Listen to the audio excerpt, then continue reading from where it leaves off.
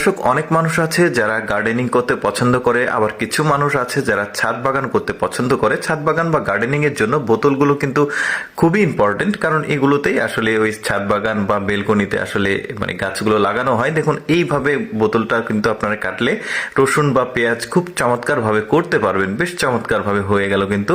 এরপরে দেখতে পাচ্ছেন ডলফিনের আকৃতিতে একটা মবেলের যে বোতল রয়েছে সেটাকে কাটা হবে। এই স্টাইলটা কিন্তু আপনারা ভালোভাবে লক্ষ্য করে দেখলে আপনারা নিজেরাই এভাবে কাটতে পারবেন। প্রথমে পেন্সিল দিয়ে বা কলম দিয়ে বা সিগনেচার পেন দিয়ে ওইটাকে আগে আর্ট করে নেওয়া হচ্ছে, তারপরে এটাকে মাঝখান দিয়ে কেটে নিতে হবে। আর এটা কিন্তু খুব শক্তপোক্ত একটা কাটার, আপনারা স্টেশনারি দোকানগুলোতে পেয়ে যাবেন। কাটারগুলো বেশ চমৎকার কিন্তু হয়ে গেল। এখন কিন্তু এখানে গাছ লাগালে বেশ চমৎকার লাগবে। এবার যেটা দেখছেন, এটা ওই যে 5 লিটারের যে সয়াবিন তেলের বোতল আছে, ওই বোতলগুলোকে আপনারা কিনে নিয়ে এসে এ ধরনের মানে এই বোতলগুলোতে গাছ লাগাতে পারবেন। দেখতে পাচ্ছেন চমৎকার লাগছে। এটাও কিন্তু একটা মবেলের বোতল, যেটা দেখতে পাচ্ছেন এগুলো ওই যে মবেলের দোকানগুলোতে অ্যাভেলেবল পেয়ে যাবেন আপনারা। মানে মোটরসাইকেলের যে তেলগুলো পাওয়া যায় বা মোবাইল পাওয়া যায় সেই দোকানগুলোতে এগুলো থাকে।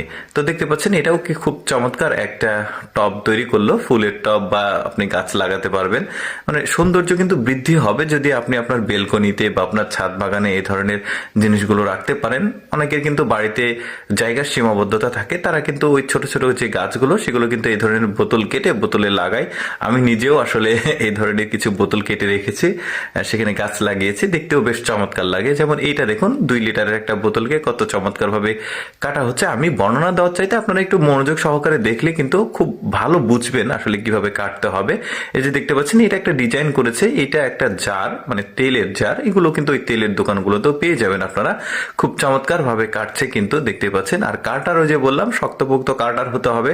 সাধারণ কাটার দিয়ে ট্রাই করলে সেটা হবে না। এই যে দেখতে পাচ্ছেন খুব চমৎকার ভাবে হয়েছে। এটাও কিন্তু বেশ চমৎকার ছিল দেখতে। মানে সহজ কিন্তু এগুলো, জাস্ট আর্ট কিভাবে করেছে ঠিক ওইভাবে আপনারা বোতলের উপর আর্ট করে নেবেন, তারপরে কিন্তু এইভাবে কাটবেন। এই যে দেখতে পাচ্ছেন খুব চমৎকার ভাবে এটাও হয়ে গেল। মানে এক একটার কিন্তু এক এক রকম ডিজাইন আমি আপনাদেরকে দেখাচ্ছি।